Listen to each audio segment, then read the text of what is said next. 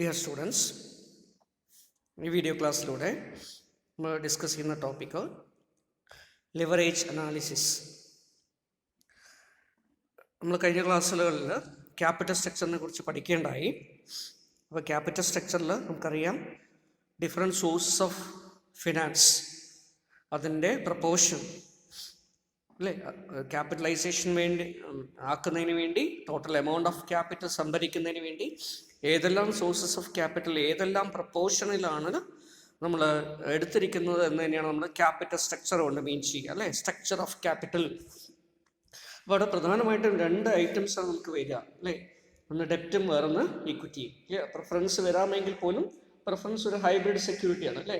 ചില കേസസിൽ അത് ഇക്വിറ്റി ആയിട്ട് ട്രീറ്റ് ചെയ്യുന്നു, ചില കേസിൽ അത് ഡെപ്റ്റായിട്ട് ട്രീറ്റ് ചെയ്യുന്നു. അപ്പോൾ ഇങ്ങനെ രണ്ടിലും വരാവുന്ന ഒരു കേസാണ് വരുന്നത്. എനിവേ ഈ ഡെപ്റ്റ് ഇക്വിറ്റി മിക്സിൻ്റെ ഡെപ്റ്റ് ഇക്വിറ്റിയുടെ പ്രപ്പോർഷൻ നിശ്ചയിക്കുന്നതാണ് ക്യാപിറ്റൽ സ്ട്രക്ചർ. ഓക്കെ, ഇനി നമുക്കറിയാം ക്യാപിറ്റൽ സ്ട്രക്ചറിന് അല്ലേ ഫേമിൻ്റെ റിട്ടേൺ, പ്രോഫിറ്റബിലിറ്റി, ഫേമിൽ വരാവുന്ന റിസ്ക് അല്ലേ, ഷെയർ ഹോൾഡേഴ്സിൻ്റെ റിസ്ക്, ഇതിനെല്ലാം സ്വാധീനിക്കുന്നതിന് നിർണായകമായിട്ടുള്ള പങ്കുണ്ട് അല്ലേ. അത് നമ്മൾ ക്യാപിറ്റൽ സ്ട്രക്ചറിൻ്റെ ഇമ്പോർട്ടൻസും ഒക്കെ നോക്കുമ്പോൾ തന്നെ പറയണ്ട.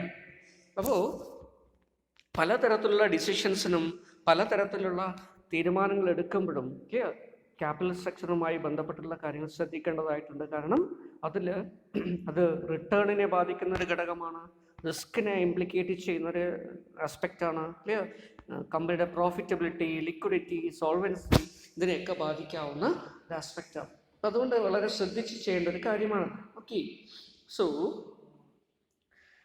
നമുക്കറിയാം ക്യാപിറ്റൽ സ്ട്രക്ചറിൽ ചില രീതിയിൽ കമ്പോസിഷൻസ് കൊണ്ടുവന്നു കഴിഞ്ഞാൽ ഷെയർ ഹോൾഡേഴ്സിൻ്റെ വാല്യൂ, ഷെയർ ഹോൾഡേഴ്സിൻ്റെ വെൽത്ത് മാക്സിമൈസ് ചെയ്യാൻ പറ്റും, അല്ലെങ്കിൽ കമ്പനിയുടെ വാല്യൂ അല്ലെങ്കിൽ വെൽത്തിനെ മാക്സിമൈസ് ചെയ്യാൻ പറ്റും.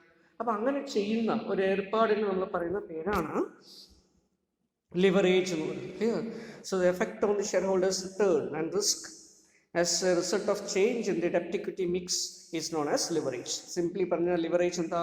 So leverage stands for magnification of the shareholders return, shareholders wealth, or firms, companies wealth, or companies return by way of incorporating or by way of changing the proportion of debt and equity. ഡെപ്റ്റിൻ്റെയും ഇക്വിറ്റിയുടെയും proportion change ചെയ്തുകൊണ്ട് നമുക്ക് എന്ത് ചെയ്യാൻ പറ്റുന്നു? ഫേമിൻ്റെ value maximize ചെയ്യാൻ പറ്റുന്നു, അല്ലെങ്കിൽ ഇക്വിറ്റി ഷെയർ ഹോൾഡേഴ്സിൻ്റെ വാല്യൂ മാക്സിമൈസ് ചെയ്യാൻ പറ്റുന്നു, അവരുടെ വെൽത്തിനെ മാക്സിമൈസ് ചെയ്യാൻ പറ്റുന്നു. അപ്പോൾ അത്തരത്തിൽ ഒരു മാക്സിമൈസേഷൻ അല്ലേ, ഒരു മാഗ്നിഫിക്കേഷൻ, മാഗ്നിഫൈഡ് ആയിട്ടുള്ള രീതിയിൽ, ഒരു ആക്സിലറേറ്റഡ് ആയിട്ടുള്ള രീതിയിൽ വെൽത്തിനെ വർദ്ധിപ്പിക്കാം, ആക്സിലറേറ്റഡ് ആയിട്ടുള്ള രീതിയിൽ വാല്യൂ വർദ്ധിപ്പിക്കാൻ കഴിയുന്നു. അങ്ങനെ ഈ ആക്സലറേഷൻ പറയുന്ന പേരാണ് increase in the value of share holders or firm. അതിൻ്റെ ആക്സലറേഷൻ പറയുന്ന പേരാണെന്ത്? Leverage. So meaning and definition of leverage. The term leverage comes from the physics. Clear? സാധാരണ ലിവറേജ് എന്നുള്ള ടേം വരുന്നത് ഫിസിക്സ് എന്നാണ് അല്ലേ. നിങ്ങൾ ഒരുപക്ഷെ ഫിസിക്സിൻ്റെ എലമെൻ്ററി ക്ലാസ്സുകളിലൊക്കെ അല്ലെങ്കിൽ ഹൈസ്കൂൾ വരെയുള്ള ക്ലാസ്സുകളിലൊക്കെ പഠിച്ചിട്ടുണ്ടാവും അല്ലേ. ലിവർ, ക്ലിയർ, സിമ്പിൾ ലിവർ അല്ലേ, ലിവറിൻ്റെ ഫങ്ഷൻ, ക്ലിയർ, അതൊക്കെ നമ്മൾ പഠിച്ചിട്ടുണ്ടാകും. Clear? So in physics leverage means to lever or to rise. Clear? Rise ചെയ്യുക അല്ലെങ്കിൽ ടു ലിവർ എന്നുള്ള അർത്ഥത്തിലാണ് ലിവറേജ് ഉപയോഗിക്കുന്നത്. So leverage is the action of a lever and a mechanical advantage gained by. നമുക്കറിയാൻ പറ്റും അല്ലേ, സിമ്പിൾ ലിവേഴ്സിനെ കുറിച്ചൊക്കെ നമ്മൾ പഠിച്ചിട്ടുണ്ടാവും. ലിവറേജിലൂടെ ഫിസിക്സ് നമ്മൾ എന്താ ചെയ്യുക അല്ലേ, ഒരു ഫോഴ്സിനെ മാഗ്നിഫൈ ചെയ്യാൻ വേണ്ടി അത് ഉപയോഗിക്കുന്നു. ക്ലിയർ? അപ്പോൾ എന്ത് ചെയ്യുന്നു? അതുവഴി നമ്മൾ ലെസ് എഫേർട്ട് കൊണ്ട് വലിയൊരു കാര്യം ചെയ്തെടുക്കാൻ പറ്റും. ക്ലിയർ? അപ്പോൾ അങ്ങനെയുള്ളതിന് വേണ്ടി ഉപയോഗിക്കുന്നതാണ് ലിവർ അല്ലേ. അങ്ങനെ ലിവറിനെ ഉപയോഗിക്കുമ്പോൾ ലിവറേജ്. ഇതാണ് ഫിസിക്സിലുള്ള അതിൻ്റെ മീനിങ് എന്ന് പറഞ്ഞത് അല്ലേ. നിങ്ങൾ ഒരു പക്ഷേ കണ്ടിട്ടുണ്ടാകും, നമുക്കൊരു വലിയൊരു പാറക്കഷ്ണം ഉണ്ടെന്ന് വിചാരിക്കുക, ഒരു കരിങ്കല്ലുണ്ടെന്ന് വിചാരിക്കുക, അതിനെ മൂവ് ചെയ്യണമെങ്കിൽ നമുക്ക് എന്ത് ചെയ്യേണ്ടി വരും? അത് എടുത്തു കൊണ്ടുപോകുമ്പോൾ വളരെയധികം എഫേർട്ട് ഒരാൾ എടുക്കേണ്ടി വരും. ക്ലിയർ? അങ്ങനെ എഫേർട്ട് എടുക്കാതെ തന്നെ നമുക്ക് എന്ത് ചെയ്യാം? അതിനെ മൂവ് ചെയ്യാം. അങ്ങനെ ഒരു കമ്പിയോ അല്ലേ, അതുപോലെ അല്ലെങ്കിൽ ഒരു മരത്തിൻ്റെ അല്ലേ ഒരു ചെറിയൊരു കോലോ ഉണ്ടെങ്കിൽ നമുക്ക് എന്ത് ചെയ്യാൻ പറ്റും? ഇടയിലൊരു മരത്തിൻ്റെ പീസ് വെച്ചുകൊണ്ട് അത് ഈ പാറയുടെ അല്ലെങ്കിൽ നമ്മുടെ ഈ ബ്ലോക്കിൻ്റെ ക്ലിയർ അതിലേക്ക് നമ്മൾ ലിഫ്റ്റ് ചെയ്യുകയാണെങ്കിൽ ഇത് പെട്ടെന്ന് മൂവ് ആവും. ക്ലിയർ. ഇതിന് നമ്മൾ സിമ്പിൾ ലിവർ എന്ന് പറയാം. ക്ലിയർ. അതല്ലെങ്കിൽ ഒരു കത്രിക നിങ്ങൾക്കറിയാം അല്ലേ, സീസർ അല്ലേ. പേപ്പറൊക്കെ രണ്ട് വെറുതെ മെറ്റൽ പീസ് വെച്ചിട്ട് പേപ്പറിനെ കട്ട് ചെയ്യാൻ പറ്റുമോ? പറ്റില്ല. പക്ഷേ നമുക്കറിയാം അതിനെ ഏതോ ഒരു സെൻറ്ററിൽ ഒരു പിന്നൊക്കെ അടിച്ച് അതിനെ രണ്ടിനെയും കൂടെ യോജിപ്പിച്ച് അല്ലേ വെക്കുന്ന സമയത്ത് നമ്മൾ ജസ്റ്റ് പ്രസ് ചെയ്യുന്ന സമയത്ത് തന്നെ പേപ്പർ ആയിക്കോട്ടെ മറ്റുള്ളതായിക്കോട്ടെ അത് കട്ട് ചെയ്ത് പോകുന്നു. സീസേഴ്സ് അല്ലേ, കത്രികയുടെ ഉപയോഗം. ഇതെന്താ ഒരു സിമ്പിൾ ലിവറാണ്. ക്ലിയർ. അപ്പോൾ ഇവിടെയൊക്കെ എന്ത് ചെയ്യാൻ പറ്റുന്നു? ചെറിയൊരു എഫേർട്ട് കൊണ്ട് വലിയൊരു അല്ലേ കാര്യം ചെയ്തെടുക്കാൻ പറ്റുന്നു, റിസൾട്ട് ഉണ്ടാക്കിയെടുക്കാൻ പറ്റുന്നു. ക്ലിയർ. അപ്പം അങ്ങനെ ഈ ബലത്തിനെ ഫോഴ്സിനെ മാഗ്നിഫൈ ചെയ്യാൻ വേണ്ടി ഉപയോഗിക്കുന്നതുകൊണ്ടാണ് ഇതിനെ നമ്മൾ ലിവർ എന്ന് പറയും കേട്ടോ. ആ ലിവർ എന്നുള്ളൊരു കോൺസെപ്റ്റ് നമ്മൾ ബിസിനസ്സിലേക്കും ഫിനാൻസിലേക്കും അപ്ലൈ ചെയ്യുന്നത് കൊണ്ടാണ് ഇവിടെ ലിവറേജ് എന്നുള്ള ടേം കൊണ്ട് അർത്ഥമാക്കുന്നത്. ക്ലിയർ. അപ്പോൾ so what is liver? So the American investment entrepreneur and the richest person of the world, Warren Buffett അല്ലേ, ഒരു ഇൻവെസ്റ്റ്മെൻറ്റ് സ്പെഷ്യലിസ്റ്റാണ് വാറൻ ബഫറ്റ് എന്ന് പറയുന്നത്. ക്ലിയർ. അപ്പോൾ അദ്ദേഹം ഒരിക്കൽ ഇങ്ങനെ പറയണ്ടായി, so when you combine ignorance and leverage, clear, you may get a pretty interesting results. Clear. നമുക്ക് അല്ലേ വളരെ ഒരു ഇൻട്രസ്റ്റിംഗ് ആയിട്ടുള്ള അമേസിംഗ് ആയിട്ടുള്ള റിസൾട്ട് കിട്ടുന്നതിന് നമുക്ക് എന്ത് ചെയ്യാം? ഇഗ്നറൻസും ലിവറേജും ഉപയോഗിച്ചാൽ മതി എന്നാണ് അദ്ദേഹം പറഞ്ഞത്.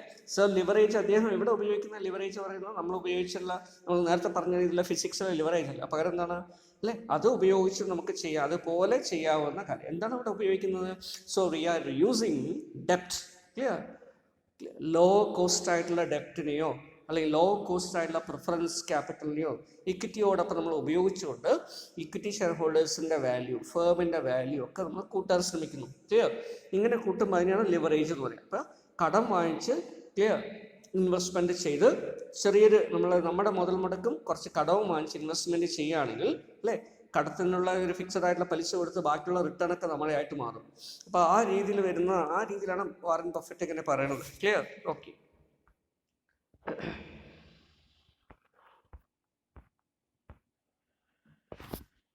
So generally the term leverage means the relationship between two interrelated clear variables, and these variables may cost, output, sales, revenue, clear, EBIT, EPS എന്തോ ആവാം. ക്ലിയർ. സോ ജനറലി ഇത് എന്തിനെ കാണിക്കുന്നു? റിലേഷൻഷിപ്പ് ബിറ്റ്വീൻ ടു ഇന്റർറിലേറ്റഡ് ആയിട്ട് ഏതൊക്കെയോ രണ്ട് കാര്യങ്ങൾ, ഒരു കാര്യം മറ്റൊരു കാര്യത്തിനെ വളരെയധികം ഡിപ്പെൻഡബിൾ ആയിരിക്കുന്നു. ക്ലിയർ. അതൊരു പക്ഷേ EBITയും EPS ആവാം. കാരണം EBIT കൂടുന്നതിനനുസരിച്ച് EPS കൂടാം, അല്ലെങ്കിൽ EBIT കുറയുന്നതനുസരിച്ച് EPS കുറയാം. ചിലപ്പോൾ EBIT കൂടുന്നതനുസരിച്ച് EPS കുറയുന്നുണ്ടാവില്ല. അപ്പോൾ ഇങ്ങനെ ഇത് തമ്മിലുള്ള ഒരു ബന്ധം ഉണ്ടാവും. ക്ലിയർ. അതുപോലെ തന്നെയാണ് പ്രൊഡക്ഷൻ, ഔട്ട്പുട്ടും സെയിൽസും തമ്മിലുള്ള ബന്ധം ഉണ്ടാവും.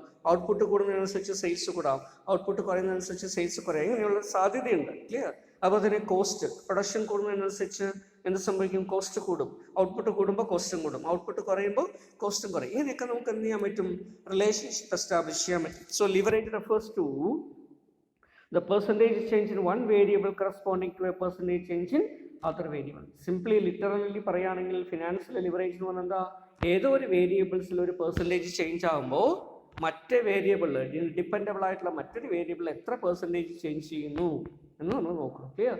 Say for example 1% change in sales leads to clear this much percentage change in profit. Clear. 1% sales കൂടുകയാണെങ്കിൽ പ്രോഫിറ്റ് 5% കൂടുന്നു, അല്ലെങ്കിൽ 6% കൂടുന്നു. ക്ലിയർ. അതല്ലെങ്കിൽ കോസ്റ്റ് 1% കൂടുമ്പോൾ നമ്മുടെ പ്രോഫിറ്റ് 2% കുറയുന്നു. ഇങ്ങനെ നമുക്ക് പരസ്പരം ബന്ധിപ്പിച്ചിട്ട് പറയാൻ പറ്റും. ക്ലിയർ. അപ്പം അങ്ങനെ നോക്കുന്നതിന് പറയുന്ന പേരാണ് leverage. Okay. So in financial management the term leverage is used to specific sense, hence it measures or it means that the use of certain fixed cost or fixed interest bearing security in a firm in order to increase clear the manifold clear level of profitability, clear EPS, wealth, value, etc. clear. പ്രോഫിറ്റബിലിറ്റിയെയോ വെൽത്തിനെയോ അല്ലെങ്കിൽ വാല്യൂവിനെയൊക്കെ കൂട്ടുന്നതിന് വേണ്ടി, magnify ചെയ്യുന്നതിന് വേണ്ടി, many ഫോൾഡായിട്ട് magnify ചെയ്യുന്നതിന് വേണ്ടി, increase ചെയ്യുന്നതിന് വേണ്ടി നമ്മൾ എന്ത് ചെയ്യുന്നു? ഫിനാൻസിൽ വരുന്ന ഫിക്സഡ് കോസ്റ്റ്. ക്ലിയർ. അപ്പോൾ അത് ഓപ്പറേറ്റിംഗ് ആക്ടിവിറ്റിയാണ്. ക്ലിയർ. സാധാരണ നമ്മൾ ഫിക്സഡ് കോസ്റ്റ് എന്ന് പറയും അല്ലേ, വേരിയബിൾ കോസ്റ്റ്, ഫിക്സഡ് കോസ്റ്റ്. അപ്പോൾ ഫിക്സഡ് കോസ്റ്റ് ഉപയോഗിക്കുന്നു ഫിക്സഡ് കോസ്റ്റിൻ്റെ പ്രത്യേകത എന്താ? ലെവൽ ഓഫ് ആക്ടിവിറ്റി അനുസരിച്ച് കൂടില്ല അല്ലേ, ലെവൽ ഓഫ് ആക്ടിവിറ്റി കുറയുന്നതിനനുസരിച്ച് കുറയുമില്ല, അപ്പം ഫിക്സഡ് ആയിട്ട് നിൽക്കുന്നതാണ് അല്ലേ ഒരു പരിധി വരെ. അപ്പോൾ ഫിക്സഡ് കോസ്റ്റ് ഉപയോഗിച്ച് കഴിഞ്ഞാൽ നമുക്ക് എന്ത് കിട്ടും? ചെറിയൊരു അഡ്വാൻറ്റേജ് ഉണ്ടാക്കാൻ പറ്റും. ക്ലിയർ? അതുപോലെ തന്നെ ഫിക്സഡ് ഇൻട്രസ്റ്റ് ബിയറിംഗ് സെക്യൂരിറ്റി. എന്താ ഈ fixed interest bearing security? Fixed ആയിട്ടുള്ള റിട്ടേൺ കൊടുക്കേണ്ട സെക്യൂരിറ്റി. അത് മിക്കവാറും എന്താവാം? ഡെപ്റ്റോ, ഡിബഞ്ചറോ, ബോണ്ടോ, പ്രിഫറൻസ് ഷെയർ ഒക്കെ ആവാം. അപ്പം ഇതിനെയൊക്കെ ഉപയോഗിക്കുകയാണെങ്കിൽ, ഇക്വിറ്റിയോടൊപ്പം ഉപയോഗിക്കുകയാണെങ്കിൽ, ഒരു കമ്പനിയിൽ ഉപയോഗിക്കുകയാണെങ്കിൽ കമ്പനിയുടെ പ്രോഫിറ്റബിലിറ്റിയെയും വെൽത്തിനെയും വാല്യൂവിനെയൊക്കെ എന്ത് ചെയ്യാൻ പറ്റും? വളരെയധികം വർദ്ധിപ്പിക്കാൻ പറ്റും. ക്ലിയർ? അപ്പോൾ അതിനെയാണ് എന്ത് പറയുന്നത്? ലിവറേജ്. ക്ലിയർ? സോ ലിവറേജ് എന്ന് പറഞ്ഞാൽ എന്താ? അപ്പോൾ so leverage simply means that it is a mechanism by which it is a mechanism, clear, by which we are employing, the company is employing fixed cost in its cost structure or fixed interest bearing securities in its capital structure, clear, so as to magnify the returns and wealth of the shareholders. Clear? ഷെയർഹോൾഡേഴ്സിൻ്റെ റിട്ടേണിനെയും വെൽത്തിനെയും magnify ചെയ്യുന്നതിന് വേണ്ടി, വളരെയധികം വർദ്ധിപ്പിക്കുന്നതിന് വേണ്ടി fixed interesting ആയിട്ടുള്ള സെക്യൂരിറ്റീസിനെ capital സ്ട്രക്ചറിൽ അല്ലെങ്കിൽ ഫിനാൻഷ്യൽ സ്ട്രക്ചറിലോ അതുപോലെ ഫിക്സഡ് ആയിട്ടുള്ള കോസ്റ്റിനെ കോസ്റ്റ് സ്ട്രക്ചറിലോ ഉൾപ്പെടുത്തുന്ന ക്ലിയർ ഒരു പ്രവൃത്തിക്ക് പറയുന്ന പേരാണ് leverage. So it implies the ability of a firm to use fixed cost assets or funds in order to increase the returns to the shareholders. So വേറെ രീതിയിൽ പറഞ്ഞാൽ എന്താ? It is the ability of the firm to clear use fixed cost and fixed interest bearing securities അല്ലേ, അതിനാണ് fixed cost assets എന്ന് പറയുന്നത്. Fixed cost വരുന്നതാണ്. Clear? And അതുപോലെ ഫണ്ട് എന്ന് പറയുന്നത് ഇൻട്രസ്റ്റ് ബിയറിംഗ് സെക്യൂരിറ്റീസ് വരുന്നതാണ്. In order to increase the returns to shareholders. ഷെയർഹോൾഡേഴ്സിന്റെ വരുമാനം വർദ്ധിപ്പിക്കുന്നതിന് വേണ്ടി ഫിക്സഡ് ഇൻട്രസ്റ്റ് വരുന്ന ഫണ്ടുകളോ അല്ലെങ്കിൽ ഫിക്സഡ് അല്ലേ കോസ്റ്റായിട്ട് വരുന്ന അസറ്റ്സ് ഉപയോഗിക്കുന്നു. അതിൻ്റെ ഫലമായിട്ട് ഫിക്സഡ് കോസ്റ്റ് വരും. Clear? Then it may also be determined as a relative change in the profits due to the change in sales. Clear? സെയിൽസിൻ്റെ ഗതി മാറുന്നതിനനുസരിച്ച് ക്ലിയർ പ്രോഫിറ്റിൽ എന്ത് മാറ്റം വരുന്നു എന്ന് നോക്കുന്നതിന് നമുക്ക് എന്ത് പറയാം? ലിവറേജ് എന്ന് സിംപ്ലി പറയാം. Okay. So in UK and Australia, leverage is also known as gearing. Clear? But leverage is an American term, US term, but in UK, British an equivalent term, gearing ആണ്. Clear? അപ്പോൾ എന്താണ് gearing? Gearing എന്നുകൊണ്ട് ഉദ്ദേശിക്കുന്നത് employment of use of application of ഡെപ്റ്റ്. Clear? Fixed interest bearing securities. Clear? In the capital structure or financial structure. Okay. ഒരു കമ്പനിയുടെ capital സ്ട്രക്ചറിലോ financial സ്ട്രക്ചറിലോ ഡെപ്റ്റിനെ കൊണ്ടുവരുന്ന അല്ലെങ്കിൽ ഫിക്സഡ് ആയിട്ട് വരുന്ന ഇൻട്രസ്റ്റ് ഉള്ള അല്ലെങ്കിൽ ഫിക്സഡ് ആയിട്ടുള്ള റിട്ടേൺ കൊടുക്കേണ്ട ക്ലിയർ ഡെപ്റ്റ് സെക്യൂരിറ്റീസിനെ കൊണ്ടുവരുന്ന ഏർപ്പാടിന് പറയുന്ന പേരാണ് ഗിയറിംഗ്. ഓക്കെ. ഗിയറിങ്ങിനെ കുറിച്ച് നമ്മൾ നേരത്തെ നോക്കിയിരുന്നു അല്ലേ. അപ്പം അതുകൊണ്ട് തന്നെ ഗിയറിംഗ് എന്തൊക്കെ തരത്തിലുള്ള ഗിയറിംഗ് ഉണ്ട്? ഹൈ ഗിയേർഡ് സിറ്റുവേഷൻ ഉണ്ട്, ലോ ഗിയേർഡ് സിറ്റുവേഷൻ ഉണ്ട്, ഫെയർലി ഗിയേർഡ് സിറ്റുവേഷൻ ഉണ്ട്. Clear? So what is A high geared situation? ഒരു കമ്പനിയുടെ ക്യാപിറ്റൽ സ്ട്രക്ചറിൽ വളരെ കൂടുതൽ പ്രപ്പോർഷൻ ഓഫ് ഡെപ്റ്റ് ഉണ്ട്, വളരെ കുറച്ച് ഇക്വിറ്റി മാത്രമേ ഉള്ളെങ്കിൽ അതിന് ഫിനാൻഷ്യൽ റിസ്ക് വളരെ കൂടുതലായിരിക്കും. അതുകൊണ്ട് അതിനെന്ത് പറയുന്നു? Highly geared. ഗിയറിൻ്റെ പ്രത്യേകം നമുക്കറിയാം അല്ലേ. ഒരു വെഹിക്കിളിലെ ഗിയർ എന്തിനാണ് ഉപയോഗിക്കുക? വെഹിക്കിളിൻ്റെ സ്പീഡ് അല്ലെങ്കിൽ മൊമെൻറ്റം അല്ലെങ്കിൽ പേസ് വർദ്ധിപ്പിക്കാൻ വേണ്ടിയിട്ടാണ് അല്ലേ. അതുപോലെ ഇവിടെ ഡെപ്റ്റിന് നമ്മൾ എന്തിനു വേണ്ടി ഉപയോഗിക്കുന്നു? ഇക്വിറ്റി ഷെയർ ഹോൾഡേഴ്സിൻ്റെ റിട്ടേണിനെ ആക്സലറേറ്റ് ചെയ്യാൻ വേണ്ടി ഉപയോഗിക്കുന്നു. അതുകൊണ്ടാണ് ഇവിടെ അതിനെ ഗിയറിംഗ് എന്ന് പറയുന്നത്. ക്ലിയർ? അപ്പോൾ ഇവിടെ ഗിയറിംഗ് ക്യാപിറ്റൽ ഗിയറിംഗ് എന്നാണ് പറയുന്നത്. Clear? Capital gearing stand for use of or employment of or the application of fixed interest bearing securities in the capital structure. Capital സ്ട്രക്ചറിൽ ഫിക്സഡ് ഇൻകം സെക്യൂരിറ്റീസ് ഉൾപ്പെടുത്തുന്നതിൻ്റെ ഫലമായിട്ട് വരുന്നതിന് നമ്മൾ ക്യാപിറ്റൽ ഗിയറിംഗ് എന്ന് പറയും. Clear? Highly geared എന്ന് പറഞ്ഞ situation എന്തായിരിക്കും? അപ്പോൾ highly geared or high geared means വളരെ കൂടുതൽ ഡെപ്റ്റ് ക്യാപിറ്റൽ സ്ട്രക്ചർ ഉണ്ടാവും. ലോ ഗിയേർഡ് എന്ന് പറഞ്ഞപ്പോൾ എന്തായിരിക്കും? വളരെ കുറച്ച് മാത്രം ഡെപ്റ്റ് ക്യാപിറ്റൽ സ്ട്രക്ചർ ഉണ്ട്. അപ്പോൾ കൂടുതൽ ഇക്വിറ്റിയും കുറച്ച് ഡെപ്റ്റ് ഉണ്ടാവുക. ക്ലിയർ? ഒരു ഫെയർലി ഗിയർഡ് സിറ്റുവേഷൻ എന്തായിരിക്കും? അപ്പോഴാണ് നമ്മൾ എന്ത് നോക്കുന്നത്? Optimum level of capital structure അല്ലെങ്കിൽ ഓപ്റ്റിമം ക്യാപിറ്റൽ സ്ട്രക്ചർ നോക്കുക. ക്ലിയർ? ഒരു ഫേമിന് ഏത് പ്രപ്പോർഷനിൽ ഡെപ്റ്റും ഇക്വിറ്റിയും ചെയ്താലാണോ ഏറ്റവും നല്ല ഒരു ബെനിഫിറ്റ് കിട്ടുക, ഒരു നല്ല ലെവലായിട്ട് വരിക അല്ലേ. അതിന് നമ്മൾ എന്ത് പറയും? Optimum capital structure. അപ്പോൾ ഗിയറിങ്ങും ഓപ്റ്റിമം ആയിട്ട് മാറും. ക്ലിയർ?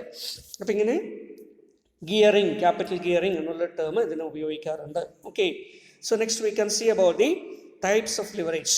ലിവറേജ് സാധാരണ ഏതൊക്കെ തരത്തിലുണ്ട്? ക്ലിയർ? അപ്പോൾ പ്രധാനമായിട്ട് 3 തരത്തിലുള്ള ലിവറേജ് ആണ് പറയുക. 1 financial leverage, 2 operating leverage, 3 combined leverage. Clear? So financial leverage, operating leverage and combined leverage. അപ്പോൾ എന്താണ് ഈ ലിവറേജിൻ്റെ ഒക്കെ ഒരു പ്രത്യേകത? ഫിനാൻഷ്യൽ ലിവറേജ് നമുക്ക് ആദ്യം നോക്കാം. ക്ലിയർ? സോ ബിസിനസ്സിൽ വരുന്ന ലിവറേജുകളെ അല്ലേ, അത് ക്യാപിറ്റൽ സ്ട്രക്ചറിൽ ഉൾപ്പെടുത്തുന്ന ഡെപ്റ്റ് ഇക്വിറ്റിയുടെ മിക്സിനെ അടിസ്ഥാനപ്പെടുത്തിക്കൊണ്ട് നമ്മൾ കാൽക്കുലേറ്റ് ചെയ്യുന്ന ലിവറേജ് ഫിനാൻഷ്യൽ ലിവറേജ് എന്ന് പറയുന്നത് ഫിനാൻസിങ്ങുമായി ബന്ധപ്പെട്ടതാണ്. ക്ലിയർ? ഒരു ബിസിനസ്സിൻ്റെ ഓപ്പറേറ്റിംഗ് ആക്ടിവിറ്റിയുമായി ബന്ധപ്പെട്ടത് അല്ലേ. ഇൻവെസ്റ്റ്മെൻ്റ് ഒക്കെ നമ്മൾ ചെയ്ത് കഴിഞ്ഞാൽ, ഫിക്സഡ് അസറ്റ്സിലേക്ക് ഇൻവെസ്റ്റ്മെൻറ്റ് ചെയ്ത് കഴിഞ്ഞാൽ അവിടെ എന്തായാലും ഒരു ഫിക്സഡ് ആയിട്ടുള്ള കോസ്റ്റ് വരും അല്ലേ. ഡിപ്രീസിയേഷൻ പോലുള്ള ഫിക്സഡ് ആയിട്ടുള്ള കോസ്റ്റ് വരും. അപ്പോൾ അങ്ങനെയുള്ള ഫിക്സഡ് കോസ്റ്റുകളെ ഉൾപ്പെടുത്തിക്കൊണ്ട് നമ്മൾ കാൽക്കുലേറ്റ് ചെയ്യുന്ന ഓപ്പറേറ്റിംഗ് ആക്ടിവിറ്റിയിൽ കാൽക്കുലേറ്റ് ചെയ്യുന്ന അല്ലെങ്കിൽ ഇൻവെസ്റ്റ്മെൻറ്റുമായി ബന്ധപ്പെട്ട് വരാവുന്ന ഒരു ലിവറേജ് ആണ് ഓപ്പറേറ്റിംഗ് ലിവറേജ് എന്ന് പറയുന്നത്. ക്ലിയർ? അതുപോലെ തന്നെ ഈ രണ്ടും, ഒരു ഫേമിന് രണ്ടും ഉണ്ടാവും. ഓപ്പറേറ്റിംഗ് ലിവറേജും ഉണ്ടാവും, ഫിനാൻഷ്യൽ ലിവറേജും ഉണ്ടാവും. അതുകൊണ്ട് രണ്ടിനെയും കൂടെ ചേർത്തുകൊണ്ട് പറയുന്നതിന് നമ്മൾ കമ്പൈൻഡ് ലിവറേജ് എന്ന് കൂടെ പറയുന്നു. നമുക്കതിൽ ആദ്യം financial leverage. So a company may use clear money to make money അല്ലേ. സാധാരണ പൈസ ഉപയോഗിച്ചിട്ടാണ് പൈസ ഉണ്ടാക്കുക. അതുപോലെ നമ്മൾ പൈസ ഇൻവെസ്റ്റ് ചെയ്ത് സോഴ്സസ് ഓഫ് ക്യാപിറ്റലായിട്ട് നമ്മൾ പൈസ ഉപയോഗിക്കുന്നു. ആ പൈസയിൽ നിന്നാണ് എന്ത് ചെയ്യുന്നത്? ഫർദർ ആയിട്ടുള്ള വീണ്ടും പൈസ നമുക്ക് പ്രോഫിറ്റും മറ്റതൊക്കെ ഉണ്ടാക്കിയെടുക്കാൻ പറ്റുക. So they borrow funds. Clear? Then the use of borrowed money or ഡെപ്റ്റ് to make money is called financial leverage. Clear? പ്രത്യേകിച്ച് ഡെപ്റ്റ് ഉപയോഗിച്ചുകൊണ്ട്, ഡെപ്റ്റ് വാങ്ങിച്ചുകൊണ്ട്, ഡെപ്റ്റിനെ ബോറോ ചെയ്തുകൊണ്ട്, കടമെടുത്തുകൊണ്ട് നമ്മൾ എന്ത് ചെയ്യുന്നു? ഇക്വിറ്റി ഷെയർ ഹോൾഡേഴ്സിൻ്റെ ഏർണിങ്സിനെ മൾട്ടിപ്ലൈ ചെയ്യാൻ, മാഗ്നിഫൈ ചെയ്യാൻ വേണ്ടി ശ്രമിക്കുന്നു. അപ്പോൾ അതിനെ ഫിനാൻഷ്യൽ ലിവറേജ് എന്ന് പറയും. So it is called so because the loan act as a lever. ഇവിടെ എന്താ ചെയ്യുന്നു? ലോണ് അല്ലെങ്കിൽ ഡെപ്റ്റ് എന്ന് പറയുന്നത് എന്തായിട്ട് ആക്ട് ചെയ്യുന്നു? It act as a liver അല്ലേ. ഒരു സിമ്പിൾ മെഷീൻസിൽ അല്ലെങ്കിൽ സിമ്പിൾ ലിവറിൽ നമ്മൾ എന്താണ് സിമ്പിൾ മെഷീൻസിൽ ഒരു ലിവറിൻ്റെ ഫംഗ്ഷൻ, അതേപോലെ ഇവിടെ എന്ത് ചെയ്യുന്നു?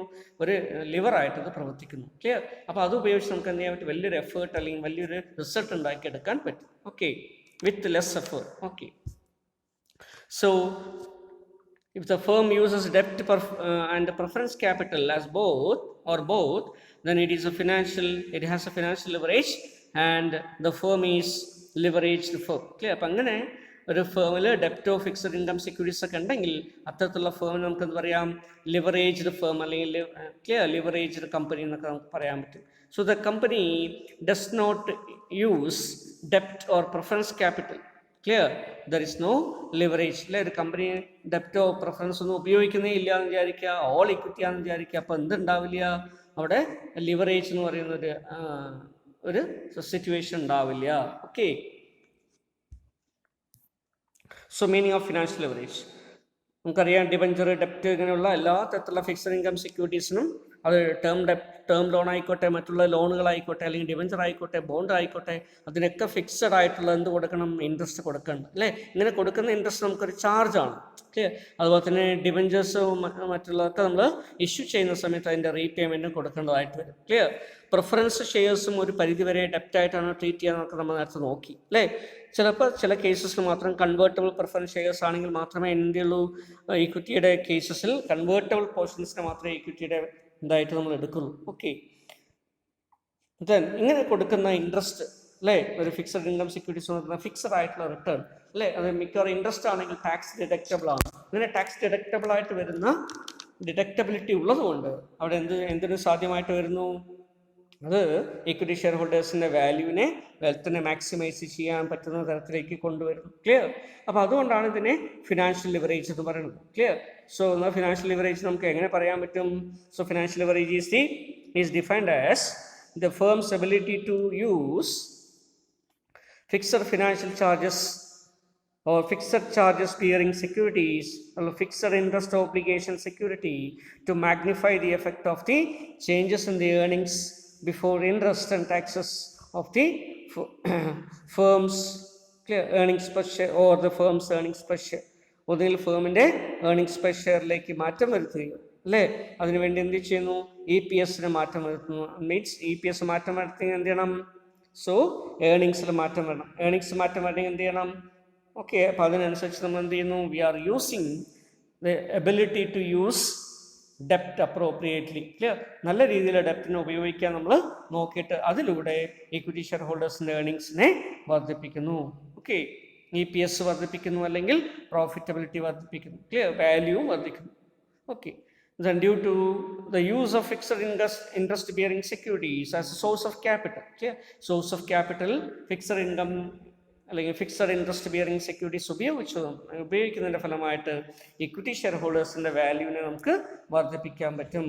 ഓക്കെ, കാരണം നമുക്കറിയാം അല്ലേ, ഫോർ എക്സാമ്പിൾ ഒരു ഫേം ഉണ്ടാക്കുന്ന റേറ്റ് ഓഫ് റിട്ടേൺ 15% നിരക്കിൽ ഒരു ഫേം റേറ്റ് ഓഫ് റിട്ടേൺ ഉണ്ടാക്കുന്നുണ്ടാവും.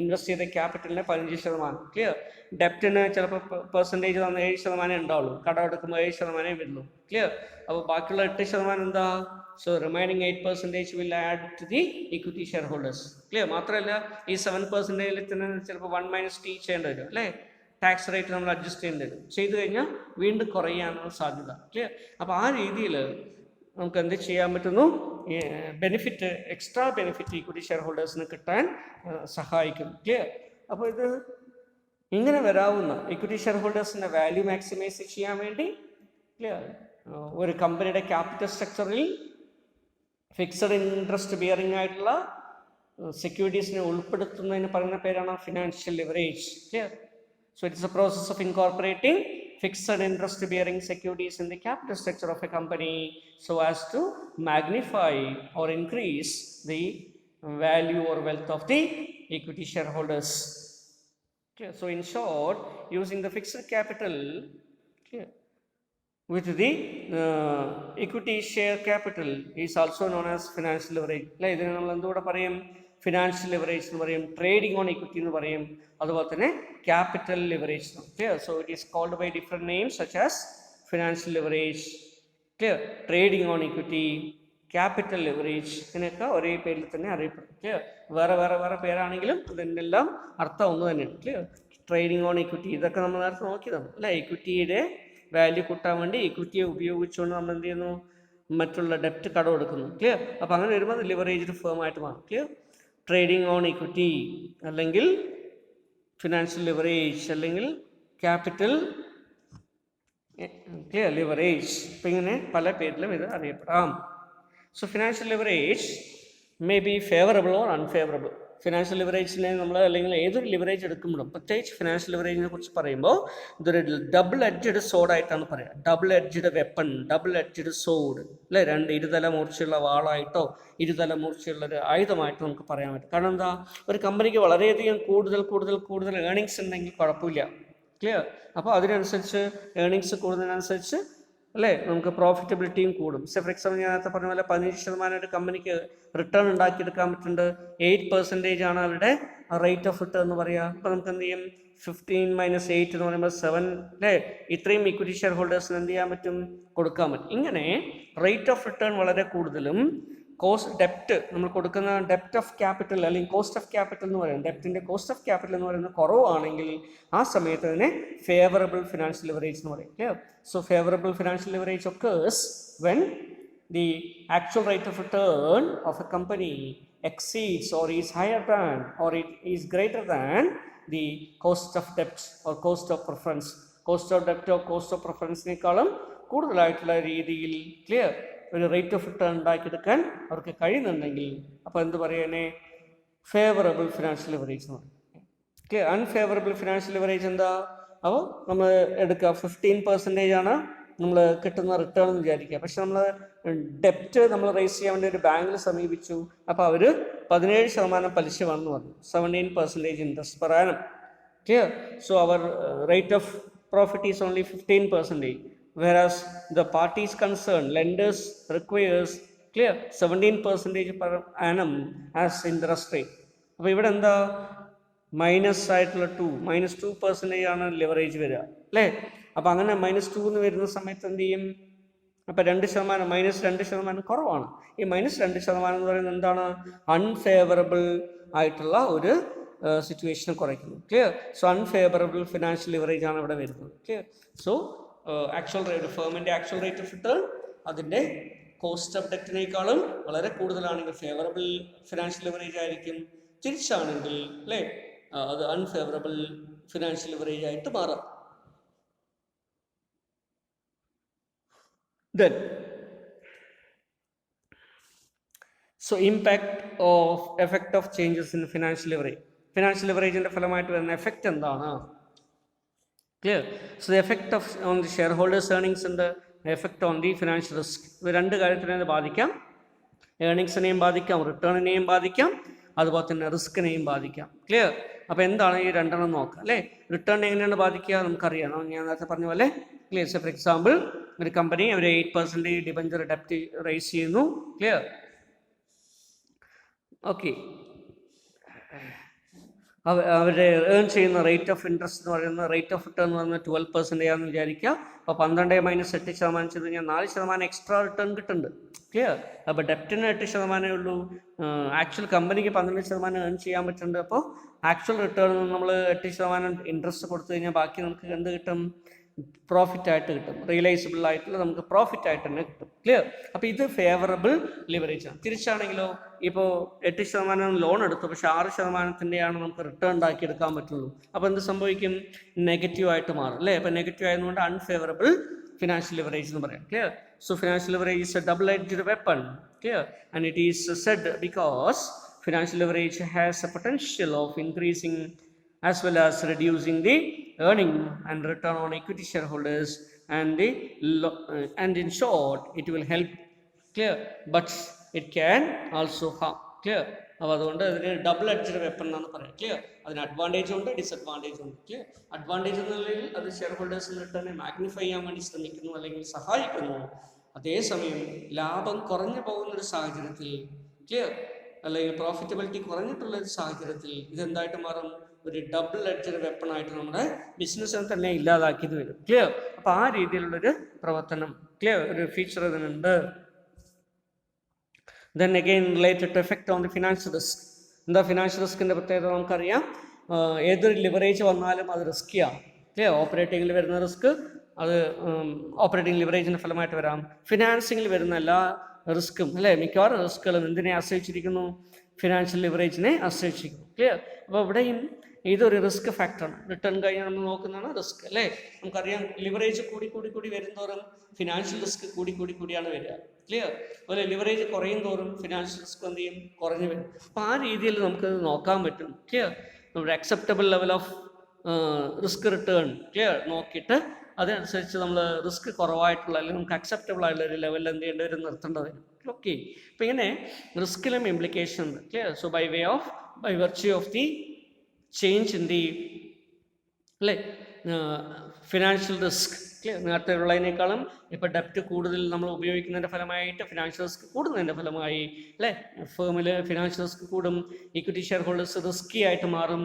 അപ്പോൾ അതുകൊണ്ട് അവർ കൂടുതൽ എക്സ്പെക്റ്റ് ചെയ്യും അല്ലെങ്കിൽ കൂടുതൽ റേറ്റ് ഓഫ് റിട്ടേൺ കിട്ടണമെന്ന് ആവശ്യപ്പെടും. ക്ലിയർ? അപ്പോൾ മാനേജ്മെൻറ്റ് അത് പ്രഷറായിട്ട് മാറും. ഇങ്ങനെ പലതരത്തിലുള്ള പ്രോബ്ലംസ് ഉണ്ട്. അതുപോലെ ഫർദർ ആയിട്ടുള്ള ഡെപ്റ്റ് എടുക്കാൻ പോയി കഴിഞ്ഞാൽ ബാങ്കുകളൊന്നും ചിലപ്പോൾ ഇതിന് പൈസ കൊടുത്തൊന്നും വരില്ല. ക്ലിയർ? അപ്പം അങ്ങനെയുള്ള ഇഷ്യൂസ് കൂടെ ഉണ്ട്. അപ്പോൾ റിസ്ക് ഉണ്ട്, റിട്ടേൺ ഉണ്ട്. Okay, so let us see example number 2. So a capital structure of a company comprises of 2010% debentures of 100 each and 10,000 equity shares of 10 each. Okay, then the rate of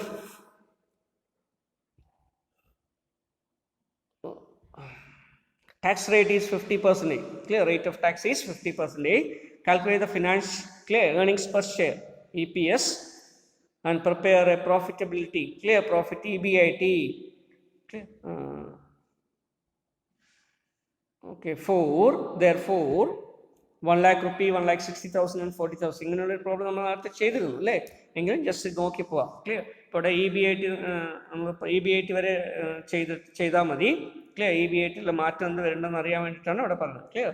okay, നമുക്ക് 3 level തന്നിട്ടുണ്ട്. EBIT 1 lakh rupee, 1,60,000, 40,000. Clear? So this is the base period. This is an increasing situation. This is decreasing situation. Clear? അപ്പോൾ നമ്മൾ ഇനി എന്ത് ചെയ്യുന്നു?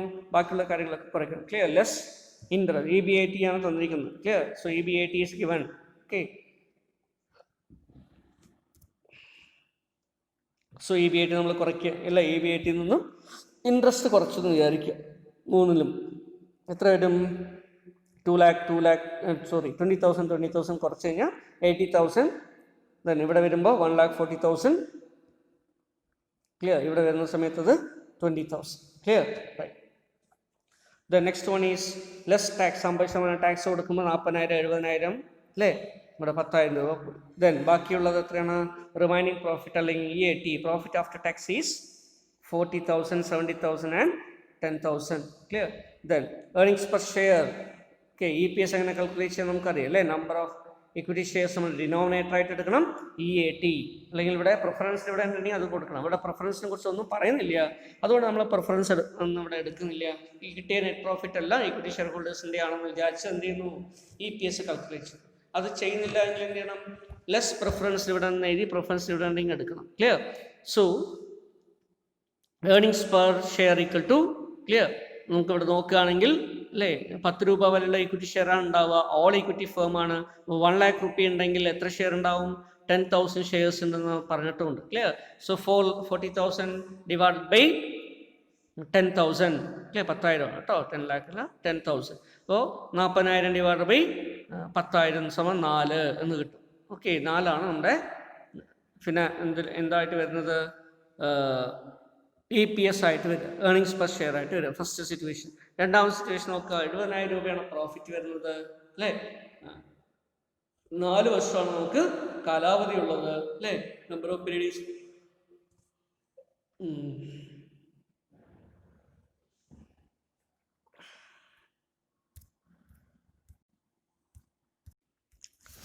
So second options നോക്കുന്ന സമയത്ത് നമുക്കറിയാം 1 lakh rupeesൻ്റെ EBIT അല്ലേ 1,60,000 ആയിട്ട് കൂടി.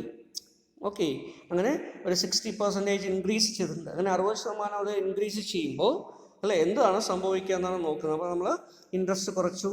ക്ലിയർ? അപ്പോൾ നമുക്ക് EBIT കിട്ടി. ദെൻ ലെസ്, അത് വീണ്ടും നമ്മൾ എന്ത് ചെയ്തു? ടാക്സ് കുറച്ചു.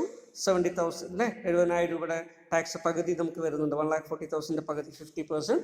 അപ്പോൾ 70,000 രൂപയാണ് നമുക്ക് EAT, ഏർണിങ്സ് ആഫ്റ്റർ ടാക്സ് അല്ലെങ്കിൽ earnings available to equity share holders തരിക. ദർ ഇസ് നോ പ്രിഫറൻസ് ഇവിടെ ഉണ്ട്, അതുകൊണ്ടാണ് ഈ 70,000 തന്നെ പ്രോഫിറ്റ് ആയിട്ട് എടുക്കുന്നത്. Then divided by number of equity shares. Number of equity shares എത്രയാ? 10,000 ആണ് കേട്ടോ. അപ്പോൾ ഞാൻ നേരത്തെ 4 എന്നെന്തോ പറഞ്ഞു. Okay, so it is 10,000. Clear? അപ്പോൾ ഇങ്ങനെ 10,000 കൊണ്ട് 10,000 ഷെയർസ് കൊണ്ട് ഡിവൈഡ് ചെയ്യുമ്പോൾ 7 rupees ആണ് നമുക്ക് കിട്ടുക. 7 എന്നാണ് കിട്ടുക. ക്ലിയർ? 70,000 divide by 10,000. ഇനി if EBIT has decreased by 60%, 1 lakh നിന്ന് ഒരു 60% EBIT കുറഞ്ഞു പോയെന്ന് വിചാരിക്കുക. അപ്പോൾ നമ്മുടെ പ്രോഫിറ്റ് എത്രയായിട്ട് മാറും? EBIT will become 40,000. 40,000 രൂപയേ ഉള്ളൂ. ഇനി നമ്മൾ ഇൻട്രസ്റ്റ് കൊടുത്തു, അപ്പോൾ ബാക്കി പ്രോഫിറ്റ് 20,000 രൂപയേ ഉള്ളൂ. ആ 20,000 രൂപയും നമ്മൾ എന്ത് ചെയ്തു? ടാക്സ് 10,000 രൂപ കൊടുത്തു. ഇനി ബാക്കി 10,000 രൂപയേ ഉള്ളൂ. ഓക്കെ, ഈ 10,000 രൂപ നമ്മൾ എന്ത് ചെയ്തു? ഈ 10,000 rupees ഡിവൈഡഡ് ബൈ 10,000 ചെയ്ത് കഴിഞ്ഞാൽ നമുക്ക് കിട്ടുന്ന വാല്യൂ എത്രയാണ്? So it become 1. Clear? 1 rupee. 1 രൂപയാണ് നമുക്ക് EPS ആയിട്ട് കിട്ടുക. Earnings per share equal to 1 rupee. Clear? അപ്പോൾ ഇതിൻ്റെ പെർസെൻറ്റേജ് ചേഞ്ച് ആണ് ഇവിടെ തന്നിരിക്കുന്നത്. എങ്ങനെയാണ് നമ്മൾ ഈ പെർസെൻറ്റേജ് ചേഞ്ച് കണ്ടുപിടിക്കുക? അതാണ് ഇവിടെ കൊടുത്തിരിക്കുന്നത് കേട്ടോ. പെർസെൻറ്റേജ് ചേഞ്ച് വെച്ചിട്ട് നമുക്ക് എടുക്കാം. ഓക്കെ, സോ പെർസെൻറ്റേജ് ചേഞ്ച് എങ്ങനെ കാൽക്കുലേറ്റ് ചെയ്യും? ദിസ് ഈസ് ബേസ് ഫിയർ അല്ലേ? ആദ്യത്തെ 1 lakh rupee EBIT എന്ന് പറയുന്നത് ബേസ് ആണ്. ക്ലിയർ? അപ്പോൾ നമുക്കറിയാം ആദ്യത്തെ 1 lakh rupee ആണ് EBIT, അത് ബേസ് ആണ്. ഓക്കെ, ദെൻ രണ്ടാമത്തെ കേസ് വന്നപ്പോൾ അത് 60,000 രൂപ ആയിട്ട് കൂടി അല്ലേ? 60,000 രൂപ കൂടി. അപ്പോൾ 1,60,000. അപ്പോൾ അതെങ്ങനെ എടുക്കും? 1,60,000 increased amount minus clear original amount, previous amount 1 lakh into 100 clear. So 1,60,000 minus 1 lakh divided by 1 lakh into 100. So that will give you clear 60,000 increase. So 60,000 divided by 1 lakh into 100 will give you 60%. Clear? ഇങ്ങനെയാണ് 60% എങ്ങനെയാണ് എടുക്കുക. Clear? So percentage change in EBIT. ഇപ്പം നമ്മളെവിടെ എഴുതും percentage change in EBIT equal to clear എന്താ എഴുതുക? New EBIT minus base EBIT divide by base EBIT into 100.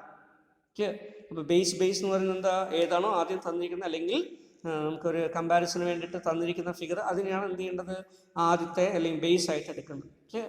അതിനേക്കാളും കൂടുതലുണ്ടാവാം, കുറഞ്ഞിട്ടുണ്ടാവാം. Clear? ഇവിടെ കൂടുതലാണ്. അപ്പോൾ എത്ര കൂടുതലെന്ന് കണ്ടുപിടിക്കണം. ഈ എത്ര കൂടുതലെന്ന് കണ്ടുപിടിക്കാൻ വേണ്ടി എന്ത് ചെയ്യണം, നമ്മൾ ന്യൂ EBAT മൈനസ് അല്ലേ ബേസ് EBAT, പഴയ പ്രീവിയസ് EBAT കുറയ്ക്കുക. ക്ലിയർ? കുറയ്ക്കുമ്പോൾ ചേഞ്ചസ് കിട്ടും. അപ്പോൾ 1,60,000 ചേഞ്ച് ആയി അല്ലേ.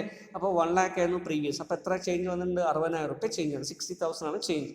So 60,000 divided by 1 lakh into 100. So that will give you 60%. Clear? ഇനി ഇവിടെ നോക്കുക, EBAT എന്ത് ചെയ്തിട്ടുണ്ട്, കുറഞ്ഞു പോയിട്ടുണ്ട് അല്ലേ. അപ്പോഴും ബേസ് എന്താ എടുക്കേണ്ടത്, 1 lakh rupees തന്നെയാണ്. ഇവിടെ ഈ ആദ്യത്തെ കോളം തന്നെയാണ് ബേസ് ആയിട്ട് എടുക്കുക. കുറഞ്ഞു വന്നിരിക്കുന്നത് എത്രയാണ്, നമുക്ക് 40,000 രൂപയായിട്ട് മാറി. അപ്പോൾ നമ്മൾ എന്ത് ചെയ്തും, എഗെയിൻ അല്ലേ new EBAT minus base EBAT ചെയ്ത സമയത്ത് സോ പെർസെൻറ്റേജ് ചേഞ്ച് അല്ലേ ഇവിടെ നോക്കുന്ന സമയത്ത് സെക്കൻഡ് കേസിൽ രണ്ടാമത്തെ സിറ്റുവേഷൻ കുറഞ്ഞു വരുന്ന സിറ്റുവേഷൻ നമ്മൾ നോക്കുമ്പോൾ എന്ത് ചെയ്യും, ആക്ച്വൽ EBAT അല്ലേ ഇപ്പോൾ ന്യൂ EBAT എന്ന് പറയുന്നത് 40,000 rupees ആണ്. മൈനസ് അല്ലേ ഒറിജിനൽ EBAT എന്ന് പറയുന്നത് 1 lakh rupee divide by 1 lakh into 100 ചെയ്യുന്ന സമയത്ത് എത്ര കിട്ടും. സോ ഇവിടെ മൈനസ് ആണ് വരിക, -60,000 ആണ് ചേഞ്ച്. അപ്പോൾ -60,000 ഡിവൈഡ് ബൈ 1 lakh into 100 എന്ന് പറയുമ്പോൾ -60% എന്ന് വരും. Clear? So that is why it is -60%. Clear? ഇനി നമ്മൾ എന്ത് ചെയ്യുന്നു, അടുത്തത് EPSൽ വന്നിട്ടുള്ള ചേഞ്ചസ് നോക്കും. Percentage change in EPS. Clear? So EPSൽ എന്ത് ചേഞ്ച് ആണ് വന്നിരിക്കുന്നത്. അപ്പോൾ EPSലെ ചേഞ്ചസ് നമ്മൾ റെക്കോർഡ് ചെയ്യുമ്പോൾ എങ്ങനെ വരിക, നമുക്കറിയാം this is the base EPS. Clear? EPS എന്ത് ചെയ്തു, 7 ആയിട്ട് കൂടിയിട്ടുണ്ട്. ക്ലിയർ? അങ്ങനെയാകുമ്പോൾ നമ്മൾ എന്ത് ചെയ്യും, ന്യൂ EPS ഈസ് 7 അല്ലേ, previous original EPS is 4 divided by 4 into 100.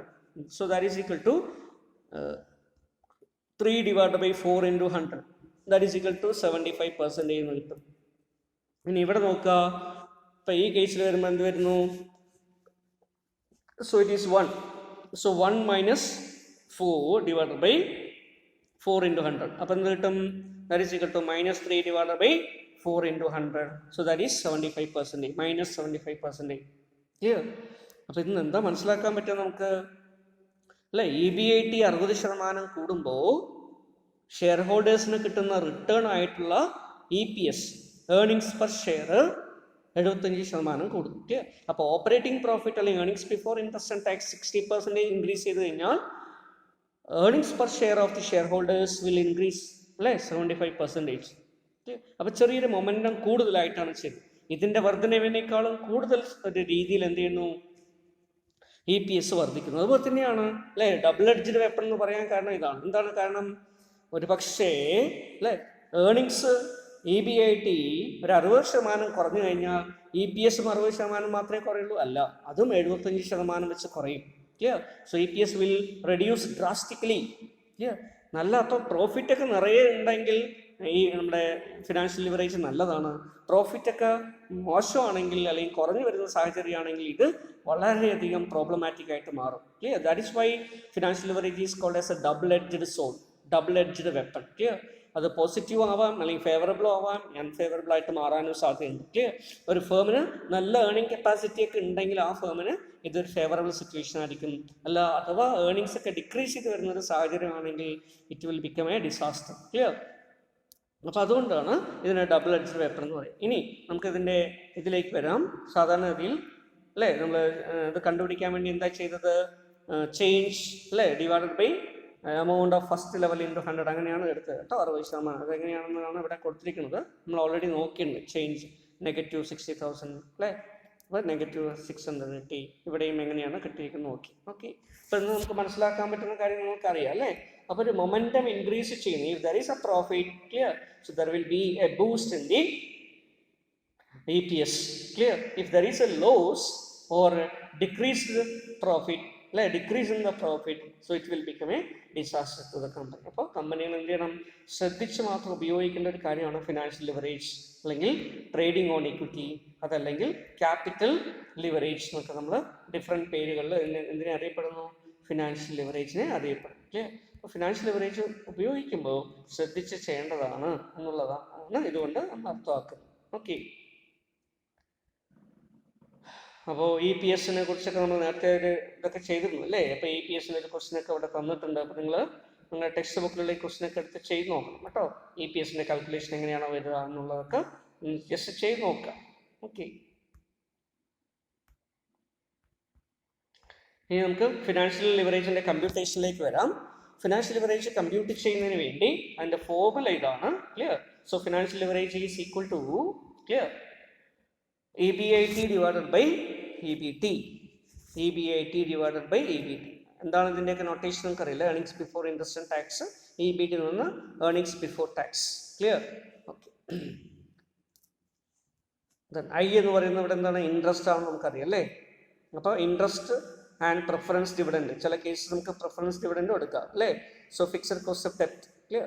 അപ്പോൾ അവിടെ പ്രിഫറൻസ് ഷെയർസ് റീറ്റേബിൾ ആണ്, റെഡീമബിൾ ആണ്, അതുപോലെ തന്നെ അല്ലേ അത് ഈക്വിറ്റി ഷെയർ ആയിട്ടൊന്നും കൺവേർട്ട് ചെയ്യുന്നില്ല, നോൺ കൺവേർട്ടബിൾ പ്രിഫറൻസ് ഷെയർ ആണ്. അപ്പോൾ നമ്മൾ പ്രിഫറൻസ് ഷെയർസിൻ്റെ ഡിവിഡൻഡും എന്തായിട്ട് എടുക്കേണ്ടി വരും? ഇൻട്രസ്റ്റിനോടൊപ്പം എടുക്കേണ്ടി വരും. ഓക്കെ, എല്ലാ കേസിലും ഇല്ല, ചില കേസിൽ മാത്രം. ഓക്കെ, അതുപോലെ തന്നെ നമുക്ക് ഇതിൻ്റെ ഡിഗ്രിയും മെഷർ ചെയ്യാം. ഫിനാൻഷ്യൽ ലിവറേജിൻ്റെ ഡിഗ്രിയും മെഷർ ചെയ്യാം. ക്ലിയർ? അപ്പോൾ അങ്ങനെ അതിനുവേണ്ടി നമ്മൾ എന്ത് ചെയ്യണം? ഫിനാൻഷ്യൽ ലിവറേജിൻ്റെ ഡിഗ്രിയാണ് മെഷർ ചെയ്യുന്നതെങ്കിൽ പെർസെൻറ്റേജ് ചേഞ്ച് ചെയ്യുന്നത് അതിനാണ് ഡിഗ്രി ഓഫ് ഫിനാൻഷ്യൽ ലിവറേജ് എന്ന് പറയാം. Clear? So degree of financial leverage indicates clear ഒരു 1% ചേഞ്ച് ഇൻ അല്ലേ ഒരു പ്രത്യേക കാര്യം വരുന്ന സമയത്ത് എത്ര പെർസെൻറ്റേജ് ചേഞ്ചിന് വേറൊന്ന് വരുന്നു. Clear? Four example 1% change in EBIT EPSൽ എത്ര ശതമാനം ചേഞ്ചസ് വരുത്തുന്നു എന്ന് നമ്മൾ നോക്കുന്നു അല്ലേ? നമ്മൾ നേരത്തെ നോക്കിയുള്ള പ്രീവിയസ് എക്സാമ്പിൾ വെച്ച് നോക്കുക. അങ്ങനെ നോക്കുകയാണെങ്കിൽ എത്ര കിട്ടും? 75% ആണ് EPSൽ വരുന്ന ചേഞ്ച് അല്ലേ? പെർസെൻറ്റേജ് ചേഞ്ച് ഇൻ EBIT എത്രയാണ്? 60%. അപ്പോൾ 1.25% അല്ലെങ്കിൽ 1.25 times. Clear? So if EBIT has changed 1%, clear, then EPS will change to 1.25%. Or if EBIT is changing by 60%, then EPS will change to 75%. Clear? അപ്പോൾ 1% EBITക്ക് അല്ലെങ്കിൽ 1% EBIT ചേഞ്ച് ചെയ്താൽ എത്ര ശതമാനം EPSൽ change വരുന്നതാണ് degree of financial leverage measure ചെയ്യുക. Clear? ഈ degree of financial leverage ഇങ്ങനെ പെർസെൻറ്റേജ് എടുത്തിട്ടും ചെയ്യാം. അതല്ലെങ്കിൽ നമ്മൾ നേരത്തെ നമ്മൾ ഉപയോഗിച്ചുള്ള ഫോർമുല എന്താണ്? Formula so that is equal to EBIT divided by EBT. അത് ഉപയോഗിച്ചിട്ടും ചെയ്യാം, അങ്ങനെ തന്നെയും ചെയ്യാം അല്ലേ? അപ്പോൾ EBIT ഡിവൈഡഡ് ബൈ EBT ഇത് ഉപയോഗിച്ചാൽ നമുക്ക് ഫിനാൻഷ്യൽ ലിവറേജ് എന്നും പറയാം, അല്ലെങ്കിൽ DFL അല്ലെങ്കിൽ ഡിഗ്രി ഓഫ് ഫിനാൻഷ്യൽ ലിവറേജ് എന്നും പറയാം. അതിൻ്റെ ഇൻറ്റൻസിറ്റിയാണ്. ക്ലിയർ? പക്ഷേ ഇവിടെ പ്രോഫിറ്റോ വോളിയമോ അല്ല അതൊക്കെ ചേഞ്ച് ചെയ്യുന്നതിനനുസരിച്ച് ഇതിൽ മാറ്റം വരും. ക്ലിയർ? സെക്കൻഡ് ഡിഗ്രി തേർഡ് ഡിഗ്രിയിലൊക്കെ മാറ്റം വരും.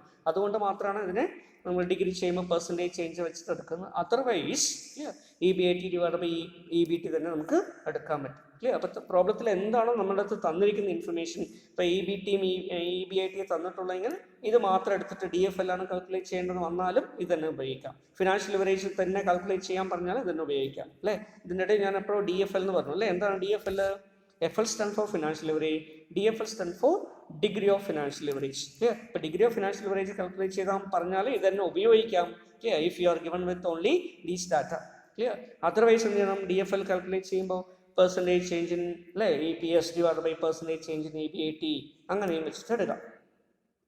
അപ്പോൾ നമ്മൾ നേരത്തെ നോക്കിയുള്ള ഒരു ക്വസ്റ്റ്യനിൽ അല്ലേ ഇവിടെ നമ്മൾ കാൽക്കുലേറ്റ് ചെയ്യുകയാണെങ്കിൽ എങ്ങനെയാണ് വരിക?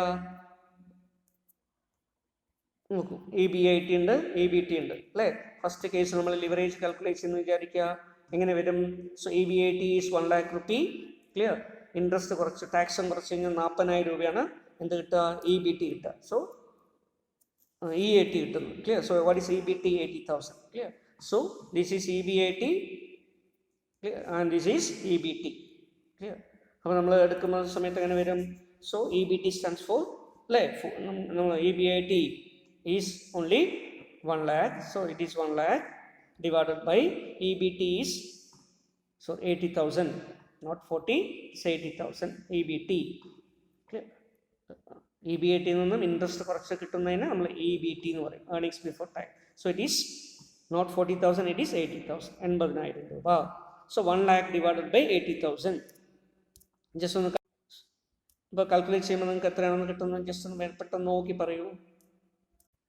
സോ നിങ്ങളിപ്പോൾ കാൽക്കുലേറ്റ് ചെയ്തിട്ടുണ്ടാവും അല്ലേ? So 1 lakh divided by 80,000 will give you 1.25 അല്ലേ? നമ്മൾ നേരത്തെ നോക്കിയില്ലേ? 75% divided by 60% ചെയ്യുമ്പോൾ എത്ര കിട്ടുക? 1.25. അപ്പോൾ ഈ നോർമൽ കേസിൽ ഒരേ വാല്യൂ തന്നെ കിട്ടും. സബ്സിക്വൻ്റ്ലി ഈ പെർസെൻറ്റേജ് വെച്ചിട്ട് അടുത്ത ലെവലിലേക്ക് നോക്കിക്കഴിഞ്ഞാൽ വ്യത്യാസം വരും കേട്ടോ. അപ്പോൾ ലിവറേജ് നോക്കുന്ന സമയത്ത് ചെറിയ വ്യത്യാസം വരും. Okay, so anyway so this is how it is calculated. Clear? ഇപ്പോൾ ഇവിടെ നമ്മൾ കാൽക്കുലേറ്റ് ചെയ്യാമെന്ന് വിചാരിക്കുക. സെക്കൻഡ് കേസിൽ അത് എത്രയായിരിക്കും വരിക? സോ 1,60,000 ഡിവൈഡ് ബൈ 1,40,000 അല്ലേ? അപ്പം അങ്ങനെ ചെയ്യേണ്ടി വരും. പെട്ടെന്ന് ചെയ്ത് നോക്കട്ടെ. So EBIT is 1,60,000. Clear? EBT is 1,40,000. Clear? Just ഒന്ന് ചെയ്ത് നോക്കുക. So what is your answer? So it become 1.14. Clear? ചെറിയൊരു വ്യത്യാസം വന്നതായിട്ട് നമുക്ക് കാണാൻ പറ്റും. ക്ലിയർ? അങ്ങനെ ഒരു ഡിഗ്രി, അതായത് EBIT കൂടുന്തോറും വർദ്ധിക്കും തോറും അല്ലെങ്കിൽ ചേഞ്ചസ് വരുന്തോറും ഇതിൽ വ്യത്യാസം വരാം. ക്ലിയർ? എനിവേ അപ്പോൾ ആദ്യത്തെ ലെവലിൽ നോക്കുന്ന സമയത്ത് ഇത് തന്നെയായിരിക്കും. ക്ലിയർ? കിട്ടുക. ഓക്കെ, ഫസ്റ്റ് ലെവലിൽ നമ്മൾ പെർസെൻറ്റേജ് എടുത്ത് നോക്കിയാലും ഇതെടുത്ത് നോക്കിയാലും ഒരേ ഇത് തന്നെ കിട്ടും. ക്ലിയർ? ഇപ്പോൾ ഇവിടെ നമ്മൾ കിട്ടുന്ന പെർസെൻറ്റേജ് അല്ലേ 60% ഡിവൈഡ് ബൈ 75% ചെയ്യുമ്പോൾ 1.25 ആണ് കിട്ടുക. ക്ലിയർ? പക്ഷേ ഇവിടെ അത് ഇത് ഡിഗ്രി ആയിട്ട് വരാം. ക്ലിയർ? ഇവിടെ നോക്കുന്ന സമയത്ത് ലിവറേജിൽ വ്യത്യാസം വരും. 1.14 ആണ് വരിക. ക്ലിയർ? അപ്പോൾ എന്താ കാരണം? Because of the change in the clear profit. Clear? Change in the EBIT. പക്ഷേ വെറും ഫിനാൻഷ്യൽ ലിവറേജ് മാത്രമാണ് കാൽക്കുലേറ്റ് ചെയ്യാൻ പറഞ്ഞേക്കുന്നെങ്കിൽ എന്ത് ചെയ്യുക? EBIT ഡിവൈഡ് ബൈ EBT മാത്രം ചെയ്യുക. ഇനിയിപ്പോൾ degree of financial leverage calculate ചെയ്യാൻ പറഞ്ഞാൽ പക്ഷേ ഈ ഡാറ്റ മാത്രമേ ഉള്ളൂ എങ്കിൽ ഇത് തന്നെ വെച്ച് കാൽക്കുലേറ്റ് ചെയ്യാം. അതർവൈസ് പെർസെൻറ്റേജ് എടുത്തിട്ട് ഈ രണ്ടെണ്ണം തന്നിട്ടുണ്ടെങ്കിൽ, രണ്ട് സിറ്റുവേഷൻ തന്നിട്ടുണ്ടെങ്കിൽ മാത്രം, ഇൻക്രീസും ഡിക്രീസും തന്നിട്ടുണ്ടെങ്കിൽ മാത്രം പെർസെൻറ്റേജ് എടുത്ത് ചെയ്താൽ മതി കേട്ടോ. അപ്പോൾ ഇതുപോലുള്ള ക്വസ്റ്റ്യൻസ് നിങ്ങളുടെ ടെക്സ്റ്റ് ബുക്കിൽ ഉണ്ടാവും, എടുത്ത് ചെയ്ത് നോക്കുക നിങ്ങൾ. ഓക്കെ, ഫിനാൻഷ്യൽ ലിവറേജ് ഇൻഡിക്കേറ്റ് ചെയ്യുന്നത് ഫിനാൻഷ്യൽ റിസ്ക് ആണ്. ക്ലിയർ? സോ ഫിനാൻഷ്യൽ ലിവറേജ് കൂടി വരുന്നു എന്ന് അതിൻ്റെ അർത്ഥം എന്താണ്? അതിനനുസരിച്ച് ഫിനാൻഷ്യൽ റിസ്ക്കും കൂടുന്നു എന്നാണ്. Clear? So higher the financial leverage means higher the financial risk, lower the financial leverage means lower the financial risk. Okay, പക്ഷേ റിസ്ക് കൂടുന്തോറും എന്തും വരും? പ്രോഫിറ്റും കൂടും. അതുകൊണ്ട് പ്രോഫിറ്റ് കൂട്ടണമെങ്കിൽ എന്ത് ചെയ്യണം? ഒരു പരിധിവരെ ലിവറേജ് കൂടണം. അപ്പോഴേ പ്രോഫിറ്റിൽ വലിയ വ്യത്യാസം വരുള്ളൂ. റിസ്ക് കൂടുമ്പോൾ എന്ത് കൂടും? റിട്ടേണും കൂടും അല്ലേ? നമുക്കറിയാൻ പറ്റും. അപ്പോൾ ഈ രീതിയിൽ രണ്ടിനും തമ്മിൽ നമ്മൾ എന്ത് ചെയ്യണം? ഓപ്റ്റിമൈസ് ചെയ്യേണ്ടതായിട്ട് വരും. ഓക്കെ, വളരെ കൂടുതൽ ഫിനാൻഷ്യൽ റിസ്ക് ഏറ്റെടുക്കാനും പറ്റില്ല, വളരെ കുറഞ്ഞ് ഏറ്റെടുക്കാനും പറ്റില്ല. അപ്പോൾ ഫേം എന്ത് ചെയ്യേണ്ടി വരും? അതിൻ്റെ ഒരു ലെവൽ പ്ലേയിങ് ഫീൽഡ് നമ്മൾ കണ്ടെത്തണം. അതിനാണ് നമ്മൾ ഓപ്റ്റിമം ക്യാപിറ്റൽ സ്ട്രക്ചർ ഒക്കെ നിശ്ചയിക്കുക. ക്ലിയർ? ഓക്കെ.